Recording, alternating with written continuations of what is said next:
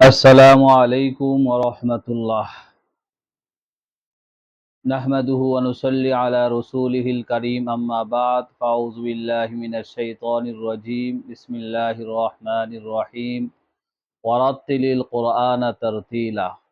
ওয়া ক্বালা রাসূলুল্লাহি সাল্লাল্লাহু আলাইহি ওয়াসাল্লাম, খায়রুকুম মান তাআল্লামাল কুরআনা ওয়া 'আল্লামাহু, আও কামা ক্বালা an-নাবিয়্যু সাল্লাল্লাহু আলাইহি ওয়াসাল্লাম। কোরআনুল কারীম তিলাওয়াত করার বিশেষ ৩টি ফায়দা ও ২টি আদব। ফায়দা ৩টি এই: নাম্বার ১, কোরআনুল কারীম তিলাওয়াত করিলে দিলের জং দূর হয় ও দিল পরিষ্কার হয়। নাম্বার ২, কোরআনুল কারীম তিলাওয়াত করলে আল্লাহ তাআলার মহব্বত বৃদ্ধি পায় ও তার নৈকট্য লাভ হয়। নাম্বার ৩, কোরআনুল কারীম তিলাওয়াত করিলে প্রতিটি হরফে কমপক্ষে ১০টি করে নেকি পাওয়া যায়। তিলাওয়াতকারী চাই বুঝে পড়ুক অথবা না বুঝে পড়ুক। যাহারা বলে না বুঝিয়া পড়িলে কোনো ফায়দা নেই, তাদের কথাই কোনো লাভ নেই।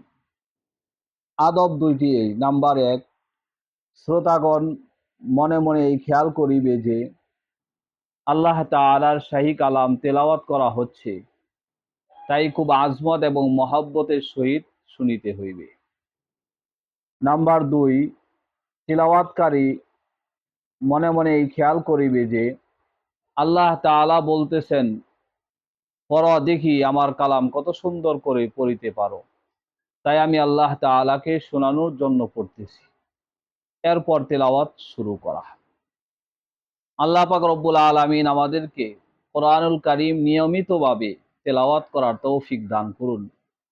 কোরআনুল কারীমের হক আদায় করে তেলাওয়াত করার আমাদেরকে তৌফিক দান করুন।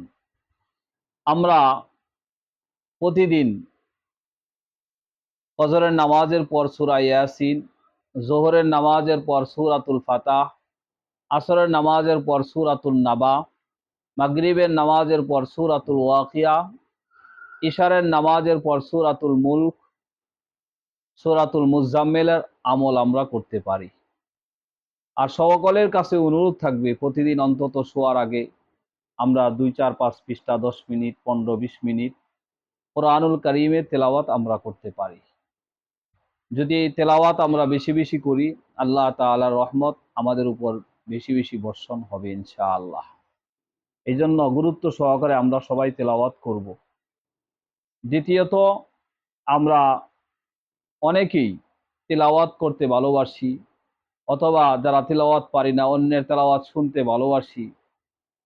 তো আল্লাহর কাছে আমরা দোয়া করব, আল্লাহ পাক যেন, যেমন আমরা তিলাওয়াত করতে ভালোবাসি, কোরআনুল কারীমকে ভালোবাসি, কোরআনুল কারীম তেলাওয়াত শ্রবণকে ভালোবাসি, কোরআনুল কারীমের যে বিধিবিধানগুলো রয়েছে, আল্লাহ পাক যেন আমাদের সকলকে আমাদের ব্যক্তি জীবন, সাংসারিক জীবন, পারিবারিক জীবন, সামাজিক জীবন, রাষ্ট্রীয় জীবনে কোরআনুল কারীমের বিধিবিধানকে আমাদের সকল ক্ষেত্রে জীবনের বাস্তবায়ন করার তৌফিক দান করুন।